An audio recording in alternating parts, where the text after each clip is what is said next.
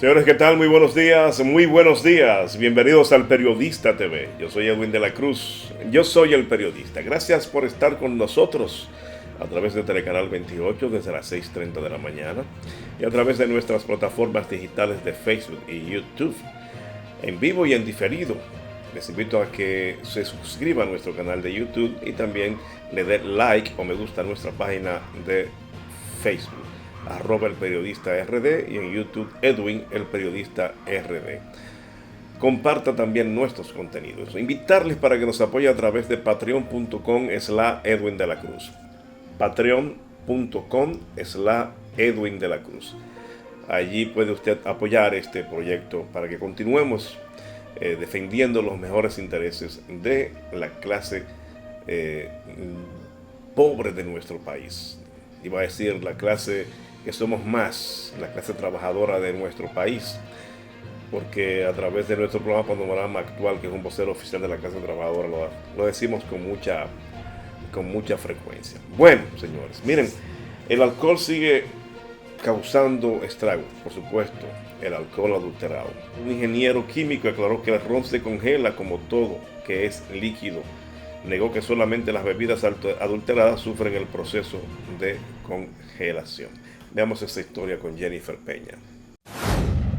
Luego de la muerte de más de 100 personas desde Semana Santa a causa de la ingesta del alcohol adulterado, ha salido a reducir hipótesis de que cuando el ron se congela es porque está adulterado. Esta tesis fue echada por el suelo por el ingeniero químico Ángel Gabriel del Toro. Todas las bebidas alcohólicas se congelan, todas, porque es una mezcla de agua y etanol. El agua sola se congela a 0 grados centígrados. El alcohol solo se congela a menos 114 grados centígrados. Una mezcla de etanol con agua se va a congelar a una temperatura dependiendo del grado de alcohol que tenga esa mezcla o esa bebida alcohólica. El experto en química dijo que las cervezas se congelan a menos de 2 grados centígrados. El whisky y el vodka a 40 grados centígrados de alcohol se va a congelar a menos 25 grados centígrados. Y el ron, que va a tener 37.5 grados alcohólicos o porcentaje de alcohol, se va a congelar a menos 23 grados centígrados. El ingeniero químico dijo que todo depende de si las neveras bajan a las temperaturas hasta ese nivel.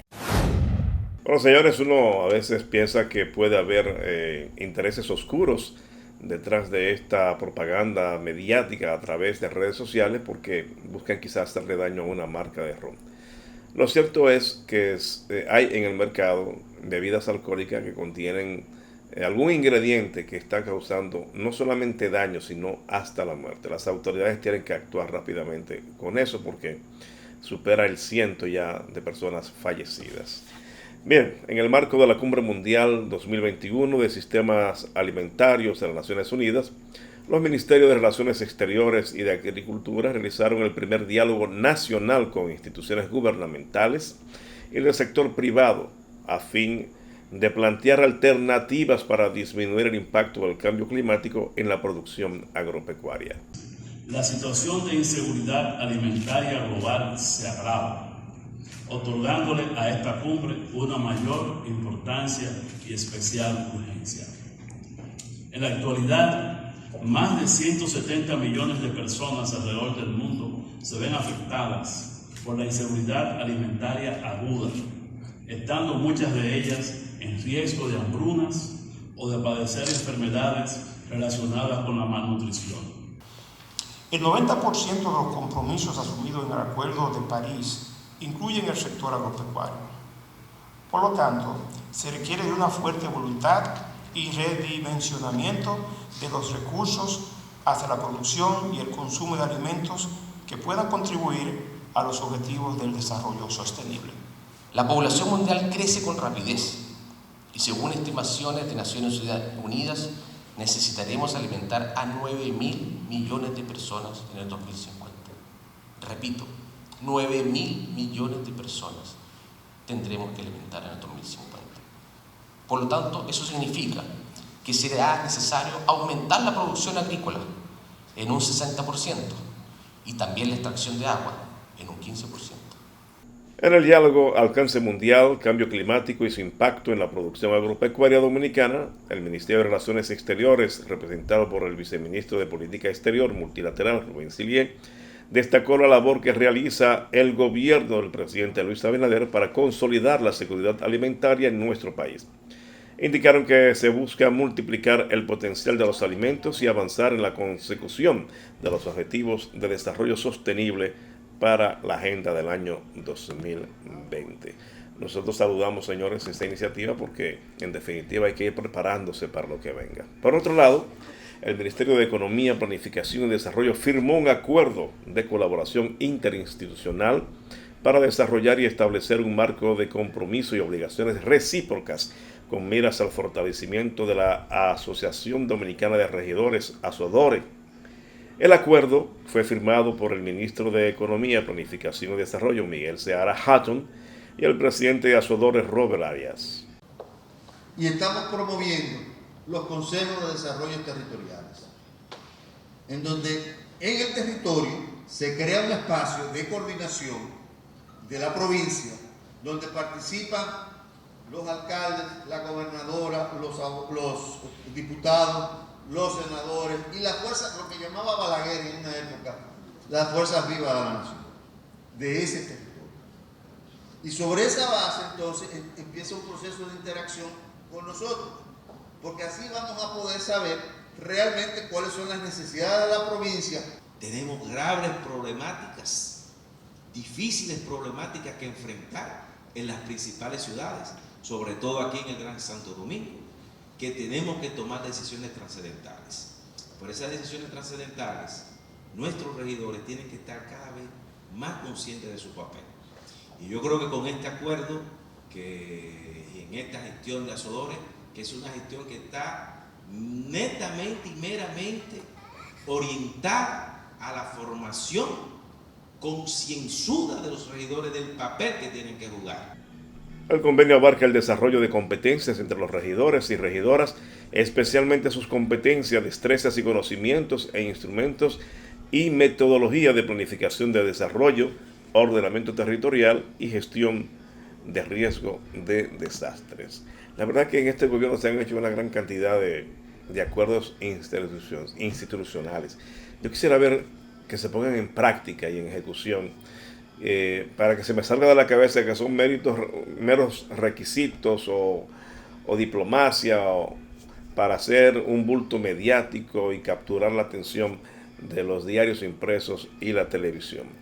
Eso en definitiva, quiero ver los resultados, a eso me refiero, señores. Pero una gran noticia muy interesante, y es que el presidente Luis Abinader encabezó el lanzamiento del plan Mi Vivienda, que se pondrá en marcha a través del Instituto Nacional de la Vivienda y con el financiamiento del Banco Central. La misma beneficiará a unas 25.000 personas. Veamos esta historia con Rosalba Escalante. La iniciativa contempla la construcción de 7.544 viviendas en su primera etapa, subsidiadas hasta en un 60% de su costo total. Lo que queremos hacer con la puesta en marcha de este proyecto es lograr que los dominicanos y dominicanas puedan por fin tener su casa, que es el objetivo mayor de todas las mujeres dominicanas, con lo que han soñado por años, ser dueñas de su propia vivienda. Durante el acto, el presidente Luis Abinader explicó que el proyecto favorecerá un total de 25.000 personas y se crearán alrededor de 55.000 empleos directos e indirectos. Lo que ayuda a continuar el dinamismo de la economía dominicana que se está relanzando después de la pandemia. El Banco de Reservas financiará con una tasa fija de un 8% durante 6 años el programa Mi Vivienda. Esto es para que cada dominicano se beneficie de una vivienda en este país. De esta forma también se beneficiarán de un importante subsidio y un 50% del costo total de las primas por concepto de seguro de vivienda y de vida. En su primera fase, el plan inicia con 5 proyectos a desarrollarse en Hato Nuevo, San Luis, Ciudad Modelo, Los Salados y La Barranquita en Santiago. Bien, señores, todavía existe la advertencia de que si la población no se acoge a las normas vigentes para controlar la propagación del COVID-19, las libertades que estamos disfrutando en este momento pudieran devolverse y echarse hacia atrás. Veamos esta historia con Víctor Erasme. La advertencia en torno a dar marcha atrás al proceso de apertura que paulatinamente se ha venido ejecutando en República Dominicana fue planteada por el ministro de Salud Pública como una posibilidad en caso de que el comportamiento inadecuado de la ciudadanía conlleve a un incremento en los casos de COVID-19. Ciudadanos consultados al respecto respaldaron las declaraciones del doctor Daniel Rivera.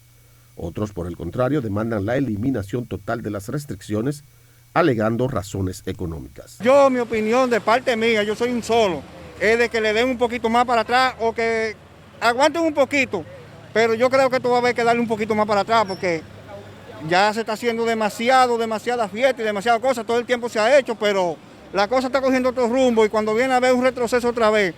Yo diría que es mejor que abra un chin más en el país, para que el país se ponga mejor. Porque es que estamos muy mal. ¿Económicamente usted dice? Económicamente, porque si el país está cerrado, está todo cerrado. Estamos feos porque vamos a volver para atrás y van a tener que poner el toque de queda como al principio. Ahora la semana pasada yo vi en un reportaje en unas playas bañándose todo el mundo sin mascarilla. Los consultados dijeron que la población debe ser paciente y seguir tomando las precauciones del lugar en tanto avanza el proceso de vacunación. Hay mayoría que yo veo que no tienen su mascarilla, que deben de tenerla. Yo trabajo en un centro allí y yo lo primero que le digo, sin mascarilla no me entren aquí. La población tiene que estar consciente que esta es una pandemia mundial y que de una u otra forma tenemos que acatar las medidas que implementan las autoridades. El ministro de Salud advirtió que si los contagios de coronavirus aumentan y si la población va a estar aglomerándose y violando las medidas sanitarias, no se descarta la posibilidad de volver hacia atrás en cuanto a las disposiciones restrictivas en procura de contrarrestar la propagación del coronavirus.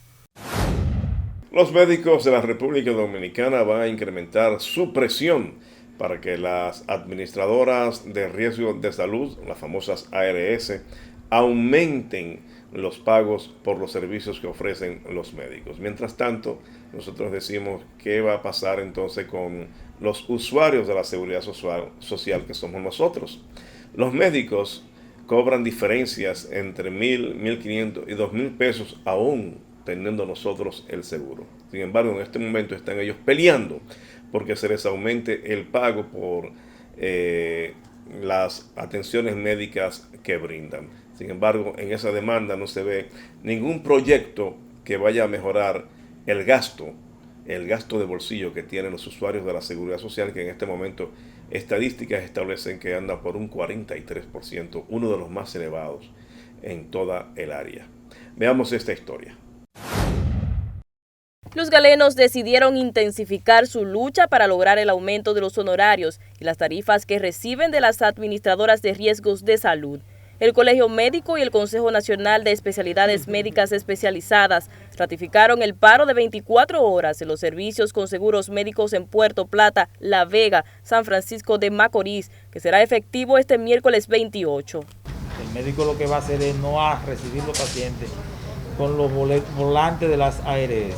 Aseguraron que no han logrado un consenso ni con el gobierno ni con las ARS o el Consejo Nacional de la Seguridad Social, por lo que su próximo golpe será suspender de manera indefinida los servicios médicos a los pacientes afiliados a una de las 4 principales aseguradoras del país. Vamos a profundizar la lucha y a partir de la próxima semana posiblemente anunciaremos un paro por tiempo indefinido a una de las 4 grandes ARS.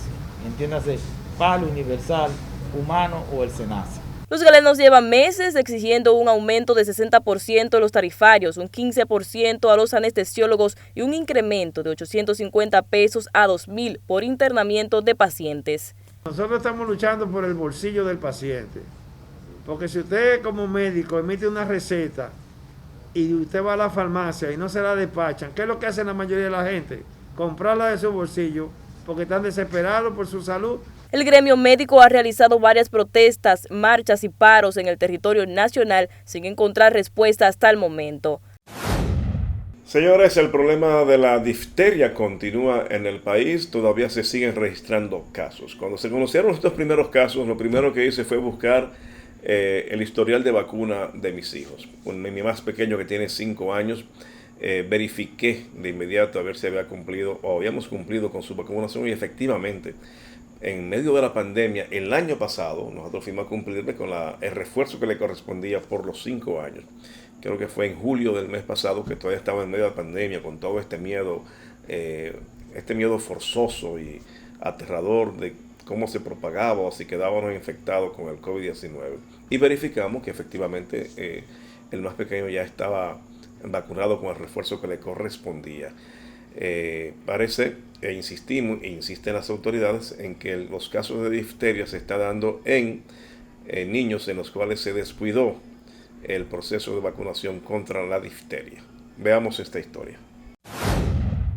El director del Hospital Infantil, Robert Reed Cabral, Clemente Terrero, detalló que en la actualidad hay 2 niños internos en el centro de salud afectados de difteria, uno de ellos en la unidad de cuidados intensivos en estado de gravedad. El Robert Reed ha atendido 20 casos de difteria, de los cuales 10 perdieron la vida, siendo Yamasá, en Monte Plata, la demarcación más afectada. Un caso grave que está en la unidad de cuidado intensivo y otro caso en infectología, en la sala de infectología, estable, pero se le está dando seguimiento porque hizo una complicación cardíaca.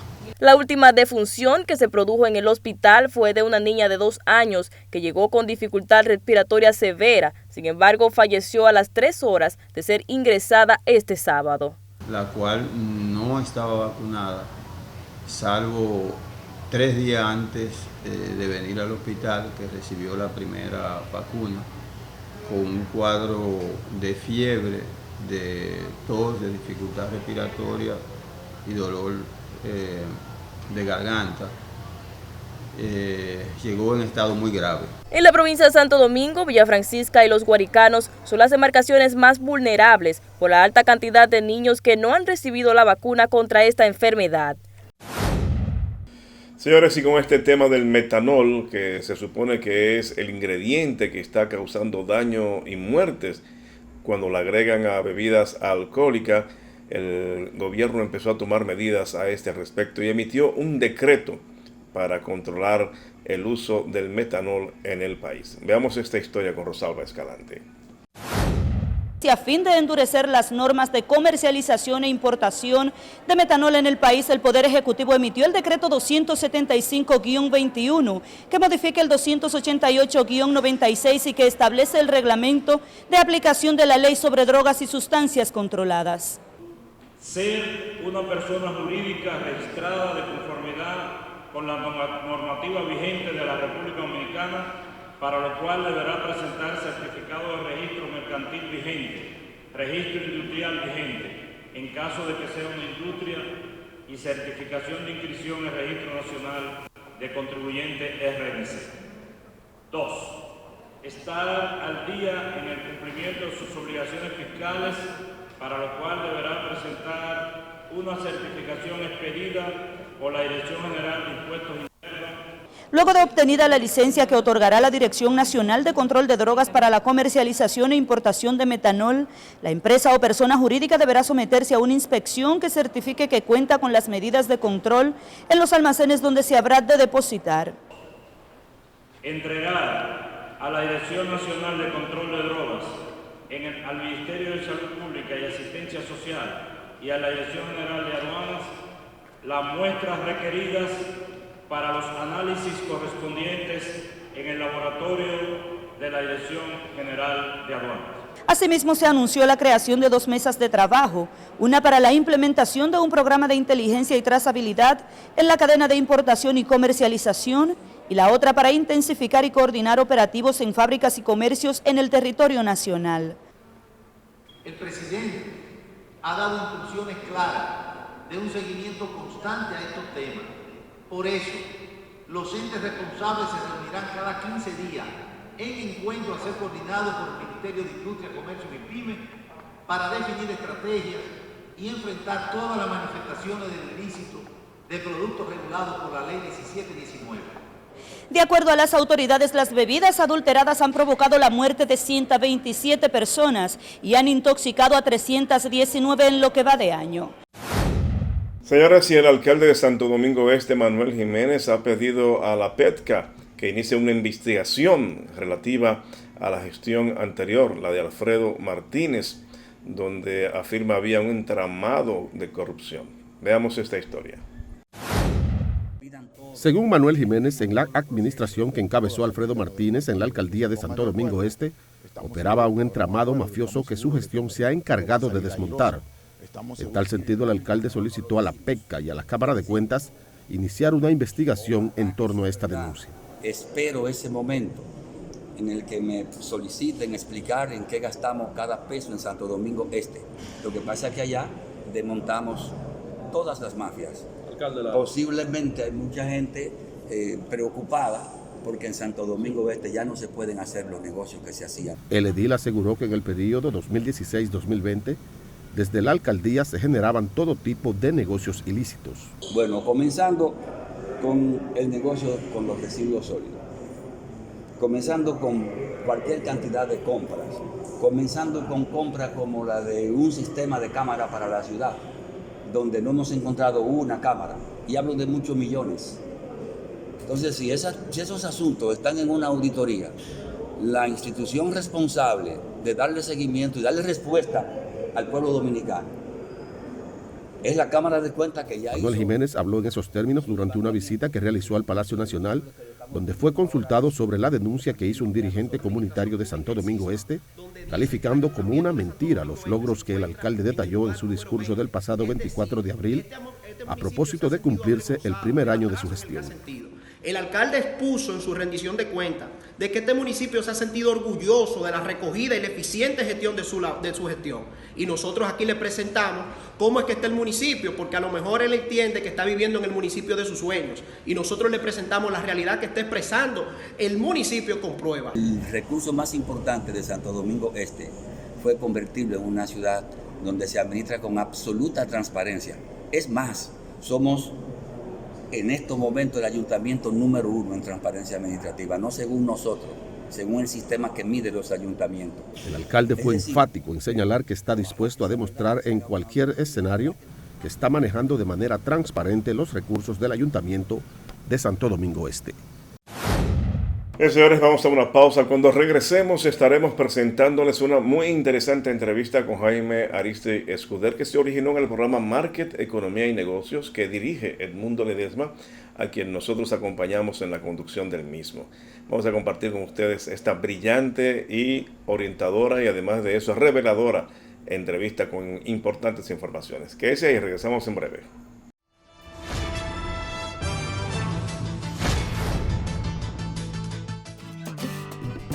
Un país en el que vivir dignamente es un derecho, con políticas sociales que ayudan a salir de la pobreza. Un país en el que la gente del campo tiene apoyo para producir los alimentos que necesitamos.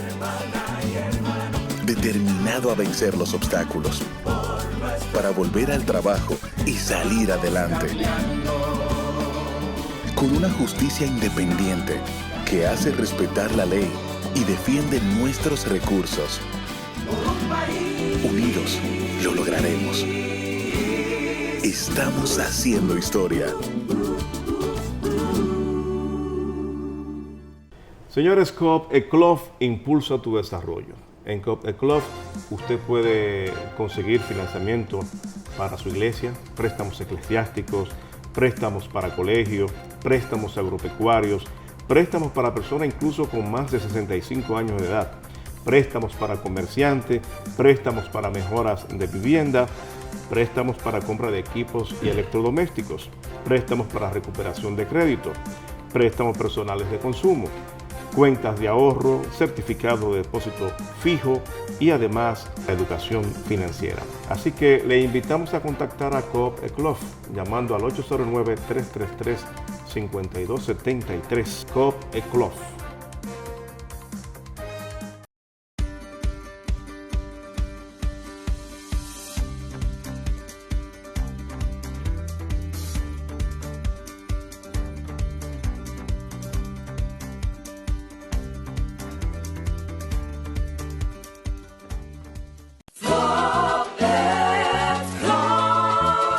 Al salir el sol, el Fopetcon sigue trabajando con eficiencia y transparencia, siendo solidario en el presente con gastos médicos, funerarios, capacitación y la construcción de nuestra casa de acogida y centro geriátrico. En el Fopetcon ya son más de 5.000 pensionados y aumentando. Constructor, cumpliendo con la ley 686, garantizas el futuro de tu trabajador y el desarrollo de la nación.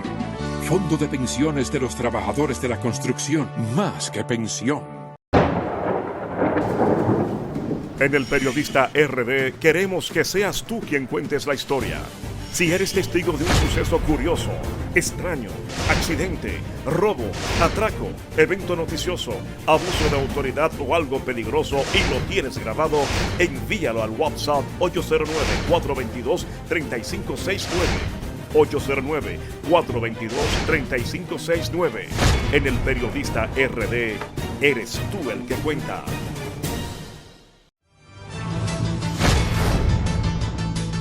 Nos acompaña el doctor Jaime Arístides Escudero. Eso quiere decir que vamos a hablar de economía, de alta economía compleja y controversial. Bueno, doctor, ¿cómo está usted? Yo muy bien, gracias a Dios. Encantado de estar aquí con ustedes. Bienvenido. Un placer. La primera pregunta es, iniciando, ¿cómo usted ve el desempeño económico del actual gobierno? Mira, hay que verlo dentro del contexto internacional y afectado por la pandemia.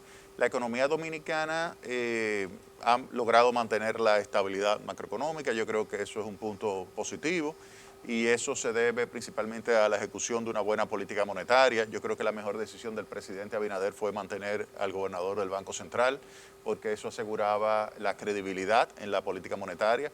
Eso ha ayudado a que la tasa de inflación, a pesar de tener un impacto proveniente de los mercados internacionales, de que se ha expresado en aumento de los precios de los combustibles, así como de los bienes básicos, pues todavía tenemos una tasa de inflación que está en el entorno del 7% y las expectativas están ancladas alrededor del 4%, que es la meta de inflación. Es decir, que en términos de estabilidad macroeconómica se puede señalar que el gobierno ha logrado mantenerla. Sí hay un elemento que debemos llamarle la atención al gobierno, que es la parte de ejecución del gasto público.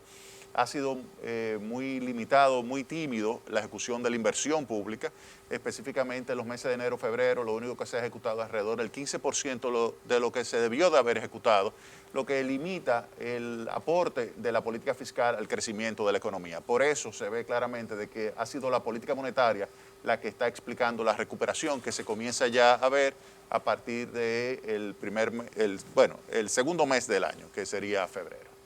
Hay mucho cuestionamiento sobre el gasto de bolsillo y preocupación en ese sentido. ¿Qué opinión le merece? Mira, no cabe duda de que tú tuviste con la pandemia un impacto recesivo importante. La economía cayó el año pasado 6.7%. Eso significó una pérdida de empleo importante, a tal punto de que para el último trimestre del año, cuando tú lo comparas con el último trimestre del año 2019, se destruyeron 305.000 puestos de trabajo. Y obviamente que eso se traduce entonces en lo que tú señalas, hay una disminución de la capacidad de consumo de la población. Y el gobierno tiene el reto de poder crear empleo suficiente para absorber esos que están desempleados. Fíjate lo siguiente, lo normal es que un gobierno cree entre 110 y 125.000 puestos de trabajo al año. Es decir, que crea las condiciones para que sea el sector privado, porque el gran empleador es el sector privado. El 85% de la economía lo explica el sector privado en términos generales. Y cuando se tiene un proceso contractivo, recesivo, como lo que se vivió, es lógico de que pues los agentes económicos privados se resientan, haya una disminución del consumo, de la inversión privada, y el gobierno tiene que crear las condiciones para entonces estimular. Por eso señalo que si hay una política fiscal más activa que eleve la inversión pública, puede atraerse entonces al sector privado a un nuevo estadio de crecimiento que permita entonces una recuperación de eso que tú señalas como ingreso que se ha perdido, ese que tú sientes de que la persona tiene menos dinero en los bolsillos. A propósito de eso, Ledesma, está el tema de que para este mes de abril fue anunciado ya la terminación del último de los programas sociales creados a propósito de la pandemia. Sí. ¿Usted entiende que deben surgir nuevos programas o continuar con algunos de ellos? Porque todavía hay muchos desempleados, muchas empresas están trabajando no a toda capacidad. Sí, tienes toda la razón. Nosotros hemos estado recomendando desde el mes de octubre del año pasado que se mantengan los programas. El gobierno ha sido terco, ha decidido eliminarlos. Primero eliminó fase 2, ahora fase 1. Y entonces, cuando tú tienes que ya está dejando sin apoyo a las empresas y a los empleados, pues pudiera haber entonces un aumento todavía más acentuado del desempleo.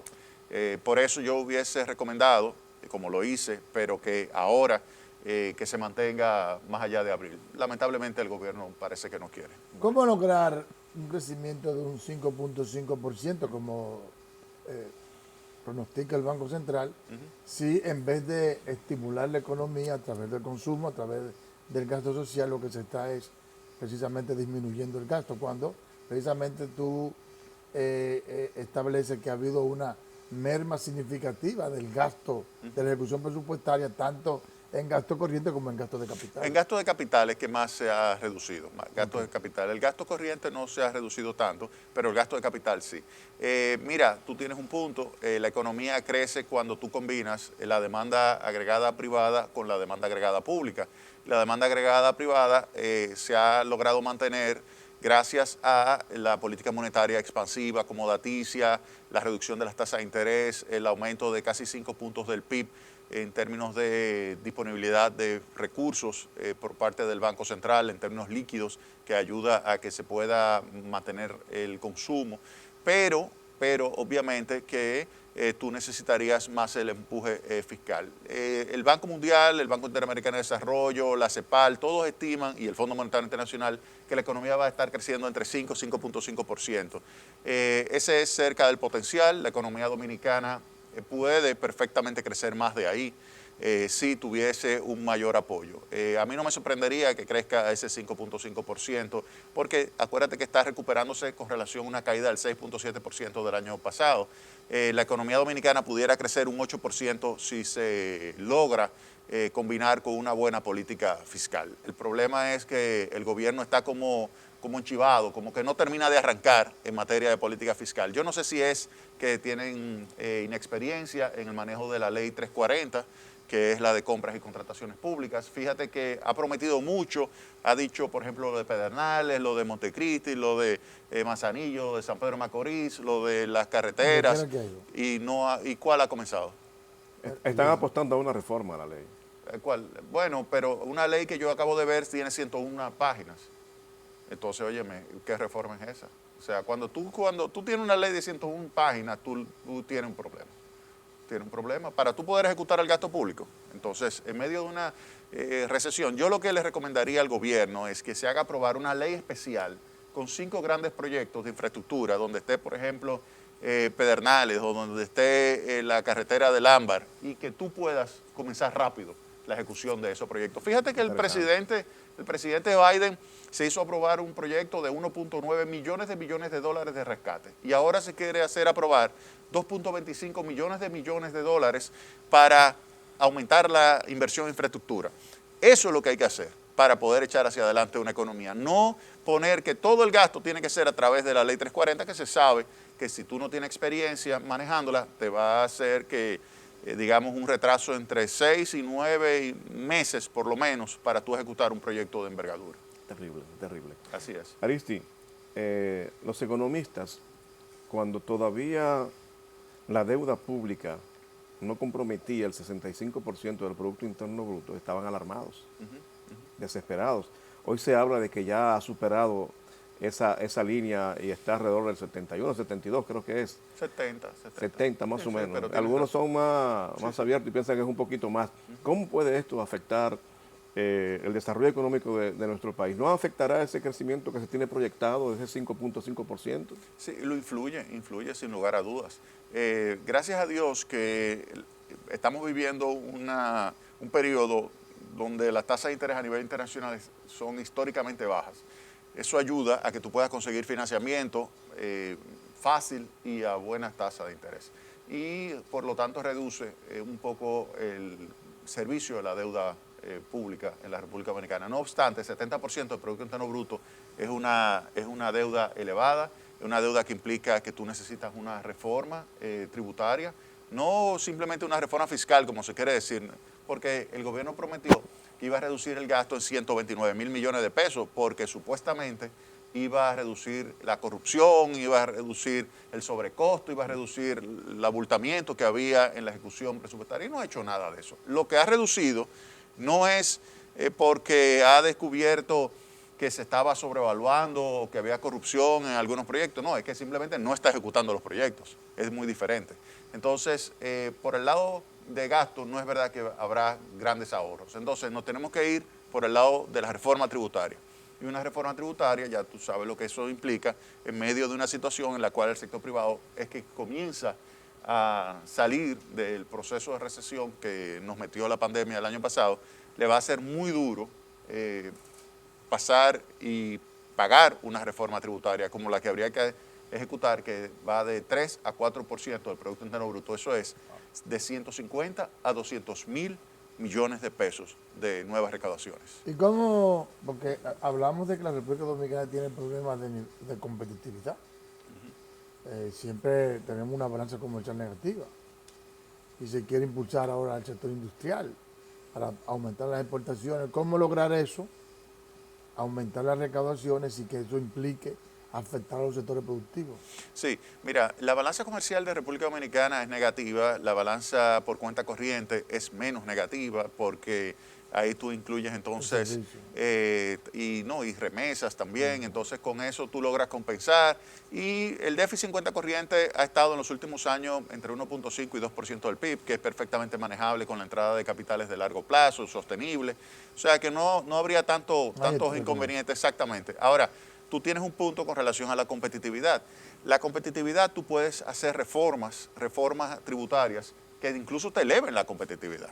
Es lo que hay que saber hacerla. Sí. Se le puede dar una clase al gobierno. Si quiere saber cómo hacer una reforma tributaria que eleve la competitividad, sí se le puede dar perfectamente. Se eleva la productividad y se incrementan los ingresos. Sí, claro, se puede hacer. Se habla mucho del problema de elevación fiscal, de elusión fiscal y también de los subsidios.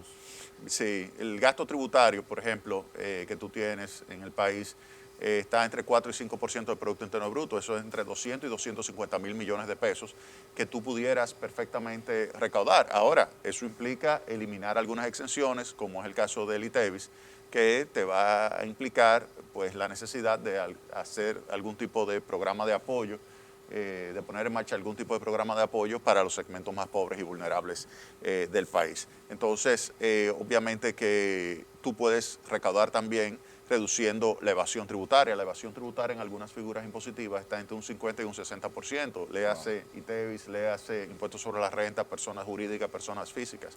Y tú pudieras reducir considerablemente. Tú no tienes para mejorar las recaudaciones que aumentar las tasas. La tasa del 27% es una tasa elevada, es una tasa que en términos de promedio de América Latina estamos por encima. La tasa del ITEVIS del 18% está por encima del promedio de América Latina, que es 15%. De tal manera que tú no necesitas subir las tasas para mejorar las recaudaciones en el país. Así que el reto es hacer una reforma que no sea distorsionante de las decisiones de ahorro, trabajo, inversión, consumo, y que te permita a ti aumentar los ingresos, pero sin que te destruya empleo, sin que te destruya capacidad de inversión en la economía dominicana. Muy bien, en la actualidad hay dos temas que tienen que ver con el sistema de seguridad social. especialmente con las administradoras de fondos de pensiones, que nos gustaría saber su opinión. Uno de ellos ya es recurrente, que es el 30% de los fondos que se han entregado, algunos a favor, otros en contra. Y otro es que en las cuentas de las AFP hay más de 2.300 millones de pesos que corresponden a los cotizantes que ya han fallecido y que deben ser entregados a sus familiares. Una serie de trabas lo ha impedido, han pedido flexibilización, pero son 2.300 millones de pesos. ¿Qué ha pasado con ese dinero? El dinero que eso renta por estar en esas cuentas, ¿a dónde va? No, a la misma cuenta. ¿A la misma cuenta? Sí. ¿Y qué tú sugieres que se haga con estos casos? No, si son de personas ya fallecidas, ahí la ley establece claramente las condiciones que se tienen que cumplir para entregarle eso a los herederos. Pero que eso se ha dificultado. Hay gente que no ha podido cumplir con eso. Incluso están pidiendo que quiten unos cuantos de los requisitos, porque hay gente que ha dejado eso abandonado porque le resulta más caro la inversión que tiene que hacer para que le devuelvan lo que tienen ahorrado. Sí, entonces cuando tú tienes costos de transacción elevados para poder cumplir la ley, entonces tú deberías, por parte de la superintendencia, tomar medidas que permita la recuperación de esos recursos. Pero las personas herederas necesitan que se le devuelvan su dinero. Eso contrasta con el tema del 30% que se ha estado discutiendo, de si se devuelve, si no se devuelve. Antes de tú poner sobre la mesa si lo vas a devolver, tienes que hacer un análisis en términos del impacto macroeconómico. Eso es lo que hay que determinar. ¿Qué impacto pudiera tener? El impacto que puede tener sobre la inflación, sobre la estabilidad de los precios en términos generales y sobre el tipo de cambio. Porque si tú tienes una medida que te genera un aumento de la inflación, recuérdate que la inflación es el peor de los impuestos, porque es el impuesto que va sobre los pobres directamente. Entonces, si tú ejecutas una medida cualquiera sea, que te genere un aumento de los precios, que te deteriore los indicadores de bienestar de los más pobres y vulnerables, entonces no vale la pena tomarla. Entonces, eso es lo primero que yo creo que hay que poner sobre la mesa. Y luego decir, ok, ¿qué impacto puede tener esta medida del 30%? Y ahí tú tomas la decisión. Siempre se habló de que antes de discutir el pacto fiscal había que hablar del pacto eléctrico. Bueno, pues ya se rubricó. Entonces yo te pregunto, ¿vale la pena eso que se rubricó y cómo va la ejecución de eso? Mira, la realidad es que es el mismo que no se quiso firmar cuando se estaba en oposición. En realidad, el principal punto a favor del sector eléctrico fue la creación y puesta en marcha de la central termoeléctrica Punta Catalina. Estamos hablando del 30% de toda la electricidad de la República Dominicana. Hoy no tenemos, ¿ustedes lo notan que hay apagones? No. ¿Verdad que no? ¿Ustedes saben por qué? Eso se llama Central Termoeléctrica Punta Catalina. Es el corazón, es la columna vertebral de lo que es el sistema eléctrico nacional. Entre el 30 y el 35% tiene esa capacidad de suplir a los precios. Si coges la lista de méritos para que tú veas dónde está Punta Catalina. Pero está satanizado por parte del ministro de... Sí, porque Serafín. Serafín de la Rosa. No, y el ministro de el administrador. Canario. Sí. Serafín Canario de la Rosa. Sí, porque ellos tenían una estrategia que se ha descubierto claramente de querer venderla a precio de vaca muerta. La realidad es que ya se ha demostrado que Punta Catalina es una superestrella. Como yo el día de la inauguración la llamé, es la joya del sector eléctrico de la República Dominicana. Es la más competitiva, es una empresa que a valor de mercado puede estar entre alrededor de 2.600 millones de dólares. El costo fue 2.454 millones de dólares en términos de inversión de construcción. Y es una empresa que realmente va a estar supliendo electricidad de forma muy competitiva durante los próximos 40 años. Así que eso sí realmente favoreció el sector eléctrico. ¿Por qué? Porque había plantas que por años estuvieron apagadas y cobrando simplemente capacidad, y tan pronto llegó Punta Catalina, que ya era una realidad, porque mucha gente apostó a que nunca se iba a terminar Punta Catalina, pero el trabajo de más de 10.000 personas que se involucró en ese proyecto logró terminarlo, ponerlo en marcha, y ahí está, haciendo que otras generadoras cambiasen su matriz de generación de diésel o fuel oil hacia gas natural. Y por eso tenemos más de 600 megavatios adicionales a gas natural a precios muy competitivos que también antes estaban apagados y ahora están supliendo de una forma continua electricidad en la República Dominicana. Y eso es algo sumamente positivo. Ese es el verdadero pacto eléctrico. Lo otro es un reto que tienen las distribuidoras de electricidad de mejorar sus índices de cobranza. Punta Catalina les reduce el costo de adquisición de electricidad en más de 200 millones de dólares al año a las 3 empresas distribuidoras de electricidad. Y genera beneficios Punta Catalina directamente para el Estado, 250 millones de dólares. Es decir, que crea un valor agregado para el Estado dominicano cada año de 450 millones de dólares. Y eso realmente es el mejor aporte que se ha hecho en la historia del sector eléctrico de la República Dominicana. Desde tu punto de vista, ¿el Estado debe de mantener Punta Catalina o está bien que se venda? Mira, puede vender participación accionaria, puede traerse un operador privado, todo eso es algo positivo. En términos de venta de acciones, óyeme, las grandes empresas, IBM, General Electric, cualquier empresa de esas grandes a nivel mundial, Toyota, vende acciones y está bajo el manejo de un consejo de administración. Asimismo, tú pudieras tener un consejo de administración que sea quien opere Punta Catalina en términos administrativos. Tú puedes contratar los servicios de un operador o puede ser que un socio privado te traiga un operador, de tal manera que tú pudieras mantener lo que es parte de la propiedad, en parte del Estado, venderla no a precio vaca muerta, sino vender esas acciones a los precios de mercado, como te señalé, ese precio de 2.600 millones de dólares, y además mejorar cada vez más la eficiencia. Lo que sí es importante es lo siguiente: la presencia de Punta Catalina seguirá obligando a que todos los otros generadores sean cada vez más eficientes, porque de lo contrario, ¿tú sabes cuál va a ser el resultado de todo? Lo saca del mercado. Lo saca del mercado y lo convierte en chatarra. ¿Tú no has visto que hay ahora mismo una gran polémica con relación a una planta que viene flotante para el río Sama? Eso es simplemente porque ya cada vez hay menos mercado. Si hubiese mucho mercado, ¿hubiese habido pleito entre el sector privado? No, no hay ningún pleito. Pleito lo hay porque el Punta Catalina ha empujado a las empresas a la cola. Está creando una competencia. Ya. Exactamente. O se hacen más eficientes o salen del mercado, se convierten en chatarra. Eso es la gran bondad de la central termoeléctrica Punta Catalina. Tarde o temprano, óigame bien, tarde o temprano el pueblo dominicano le dará un reconocimiento a Danilo Medina por haber construido la central termoeléctrica Punta Catalina. Apúntenlo ahí. Mira. Así como dije en el año 2004 que tarde o temprano el pueblo dominicano le iba a hacer un reconocimiento a Hipólito Mejía por haber salvado el sistema bancario, y se lo hizo en el año 2002. Así es. La banca dominicana se lo hizo a Hipólito Mejía. Nos quedan pocos minutos. Preguntarle, ya para el final, un debate que usted pidió con Canario. ¿En qué está eso? No fue con Canario, no. ¿No fue con Canario? No, fue con el ministro. Ah, fue el ministro. Sí, claro. ¿Y en qué está eso? No, lo estoy esperando todavía. Lo estoy esperando, claro, porque tengo toda la información aquí. Yo estoy con los papeles aquí para demostrarle que todo lo que yo he dicho es la verdad y lo que él ha dicho es mentira. Bueno. En tu primera intervención del programa de hoy, hablaste de que prácticamente la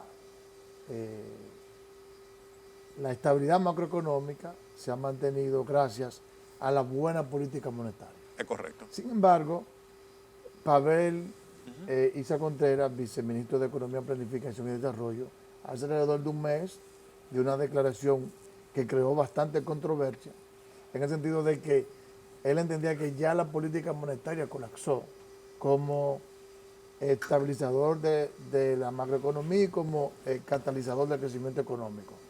¿Qué tú piensas en respecto? No, mira, yo no creo eso. Yo creo que la política monetaria tiene un margen de maniobra importante, como tiene todavía en otros países la política monetaria, incluso en países como la República Dominicana, donde no tiene una moneda de reserva, tiene todavía una influencia importante y principalmente el mayor aporte es mantener la estabilidad macroeconómica, porque el sector privado crece cuando hay estabilidad macroeconómica. Tú recuerdas la crisis de 1990, una caída de la actividad económica brutal, 5% cayó el Producto Interno Bruto. La crisis en el año 2003-2004, caída del Producto Interno Bruto por esa crisis financiera. Cuando tú tuviste una crisis a nivel local, siempre tienes caída de la actividad. Por lo tanto, mantener la estabilidad macroeconómica es algo sumamente positivo. Entonces, eso es lo primero. Y con relación, sí, yo debería decir que Pavel tiene razón en que hay que acelerar la política fiscal. Es un mensaje. Él le está mandando un mensaje, no sobre la política monetaria. Esa parte, ahí se la podemos dejar estacionada y decirle, mira, Pavel, no te preocupes con la política monetaria, deja que ellos hagan su trabajo. Concéntrate en convencer al Ministerio de Hacienda de que haga su trabajo y ponga en marcha un paquete de proyectos de infraestructura que reanime la economía dominicana y que entonces, en la medida en que vaya entrando más política fiscal, ya tú puedes comenzar a tener una política monetaria menos expansiva. Pero mientras eso ocurre, óyeme, la política monetaria sigue siendo la punta de lanza para la recuperación económica de la República Dominicana. Tengo que hacer otra pregunta que no se me puede quedar en este programa. Hay que aprovechar a lo que sabe. Claro que sí. Lo ha reiterado en varias ocasiones el expresidente Leonel Fernández, de que los países de América Latina no están en condiciones de enfrentar por sí solos la crisis, que es necesario ir a organismos internacionales, el medio del G20, para ver cómo se pueden crear algún tipo de programa y obtener recursos suficientes en condiciones de crédito muy adecuadas para que pueda relanzarse la economía de América Latina. ¿Cómo usted ve? Mira, República Dominicana ha recibido más de 7.000 millones de dólares de los mercados internacionales gracias a la política monetaria expansiva de los países desarrollados. Si nosotros a nivel mundial no hubiésemos tenido una política monetaria como la que ha tenido la Reserva Federal, el Banco Central Europeo, el Banco de Inglaterra, el Banco de Japón, que ha ayudado a haber liquidez y reducir la tasa de interés, pues República Dominicana no hubiese tenido acceso a esa liquidez que ha ayudado a mantener la estabilidad macroeconómica. Es decir, que fíjate cómo el mercado hace eso que ha estado solicitando el presidente Fernández. O sea que yo creo que asimismo el Fondo Monetario Internacional, el Banco Mundial ha facilitado liquidez. También República Dominicana ha recibido 650 millones de dólares, pero rapidísimo, a través del Banco Central. Es decir, que efectivamente las economías a nivel internacional han favorecido para que los países en desarrollo puedan tener acceso a capitales, a diferencia de otras ocasiones, como es la década de los 80, donde colapsó el financiamiento y eso provocó la década perdida en América Latina. Colapsó y la tasa de interés se pusieron insoportables. Imagínate, la tasa de interés en los Estados Unidos llegó a 18%, la tasa de interés de la Reserva Federal, y ahora está entre 0 y 0.25%. Wow. Mira la diferencia. Excelente. Doctor. Un placer. Muchísimas gracias. Ahí se demuestra que es doctor. Sí.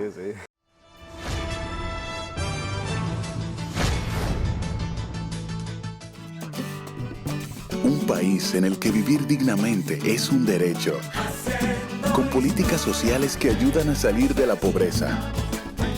Un país en el que la gente del campo tiene apoyo para producir los alimentos que necesitamos. Determinado a vencer los obstáculos, para volver al trabajo y salir adelante. Con una justicia independiente que hace respetar la ley y defiende nuestros recursos. Unidos lo lograremos. Estamos haciendo historia.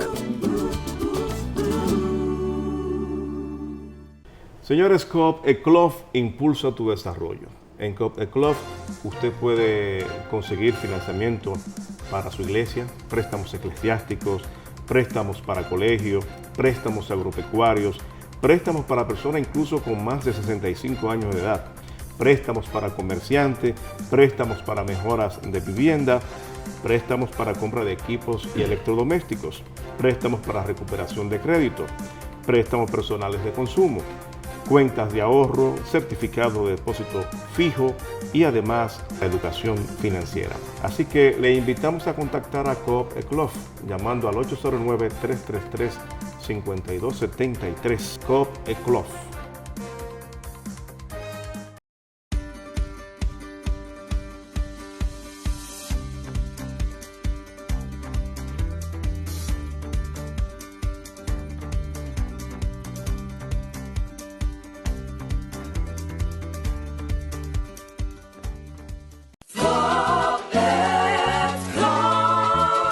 Al salir el sol, el Fopetcom sigue trabajando con eficiencia y transparencia, siendo solidario en el presente con gastos médicos, funerarios, capacitación y la construcción de nuestra casa de acogida y centro geriátrico. En el Fopetcons ya son más de 5.000 pensionados y aumentando. Constructor, cumpliendo con la ley 686, garantizas el futuro de tu trabajador y el desarrollo de la nación. Fondo de Pensiones de los Trabajadores de la Construcción, más que pensión. En El Periodista RD queremos que seas tú quien cuentes la historia.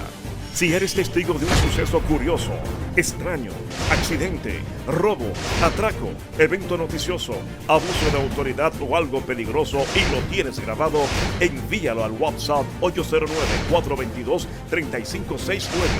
809-422-3569.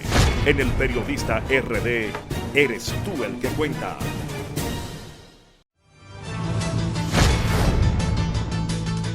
Señores, como siempre, agradecer la amabilidad de su compañía en esta presentación del Periodista TV. Yo soy Edwin de la Cruz, yo soy el periodista. Feliz resto de este día. Vea de lunes a viernes desde las 6:30 de la mañana un compendio de las principales informaciones nacionales e internacionales, comentarios e entrevistas en El Periodista TV con Edwin de la Cruz por Telecanal 28.